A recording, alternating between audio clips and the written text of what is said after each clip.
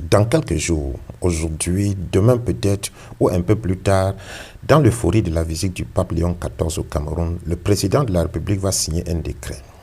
Vu la constitution modifiée et complétée, vu les résultats de l'élection présidentielle du 12 octobre 2025, vu le procès verbal de la prestation de serment du 6 novembre de la même année, vu la nécessité de service, le président de la République décide, article 1er, est à compter de la date de signature du présent décret, nommé vice-président de la République du Cameroun, M. Lambda, précédemment citoyen honnête, jouissant de toutes ses facultés physiques et mentales. L'intéressé peut, conformément à la Constitution, constater la vacance du pouvoir, devenir président de la République et nommer à son tour son vice-président qui pourra le remplacer dans les mêmes formes et procédures. Ce décret sera enregistré et publié au journal officiel en français et en anglais, signé le président de la République. La rédaction ne sera pas littéraire comme ici, mais administrative. Mais le décret va arriver, il ne saurait tarder. À cet effet, la loi portant modification de la Constitution, adoptée le 4 avril 2026 par le Parlement réuni en Congrès, a été promulguée le 14 avril, la rendant applicable.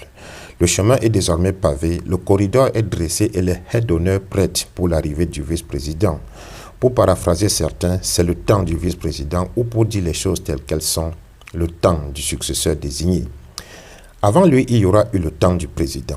Pas son temps de règne qui se calcule sur le calendrier, mais le temps dont il était maître. Selon Jean-Pierre Bécole, au cinéaste, le président avait même arrêté l'horloge et il explique comment, je cite.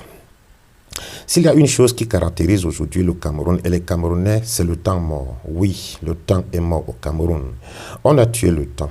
Henri Bergson disait que le temps est une invention humaine pour organiser la société et que la vraie réalité est la durée.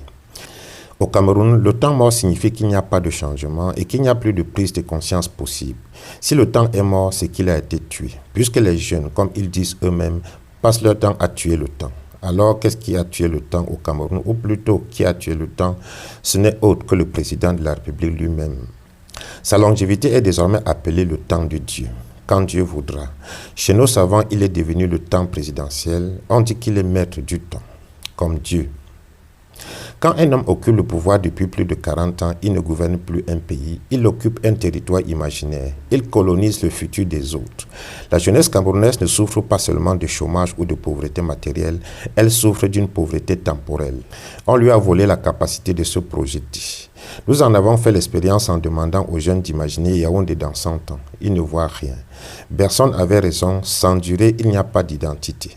Une génération qui ne peut pas raconter sa propre histoire parce que rien ne change, parce que les mêmes visages occupent les mêmes chaises, est une génération condamnée à l'improvisation perpétuelle. Elle ne peut pas construire de mémoire collective ni transmettre une expérience. Elle survit, elle ne vit pas. Et une génération qui survit sans récit finit par chercher ses récits ailleurs, dans l'exil, dans les réseaux sociaux, dans la religion, dans la violence, comme récemment ceux qui vont mourir pour la guerre en Russie. Le temps mort au Cameroun s'est généralisé. Il est devenu une infrastructure. Il a ses fonctionnaires, ses bénéficiaires, ses promoteurs. Les élites camerounaises se sont organisées autour de lui comme autour d'un soleil fixe. Le temps mort produit une culture spécifique que tout Camerounais reconnaît. Le « je vous verrai », on attend un jour. Quand le temps est mort, l'espoir devient irrationnel. Comme cette critique du vieux sénateur René Zéguélé sur la modification de la Constitution que ces jeunes trouvent suspecte alors que tout dans sa prise de parole est de l'ordre du rationnel. Et quand l'espoir devient irrationnel, seule la débrouillardise immédiate a du sens. La société entière bascule dans le court-termisme. Mais si le temps a été tué par un acte politique, il ne peut être ressuscité que par un acte politique. Si le plus vieux président du monde modifie la Constitution pour pouvoir se désigner un vice-président sans élection, c'est bel et bien qu'il se projette dans l'infini, pour ne pas dire dans l'immortalité. Et le projet de l'immortalité des humains consiste précisément à arrêter le temps, c'est-à-dire à le tuer. Chez les autres avant tout, et surtout chez les jeunes qui auraient encore du temps devant eux. Ainsi, on peut exister pour toujours. Sauf qu'en faisant le montage président-vice-président, il y a une erreur de continuité, un saut à l'image. Au cinéma, on a un mot pour ça, le jump cut, ou un faux raccord. Ça ne passe pas. Et tout jump cut nécessite un recut, une correction. Il faut un autre cut du film.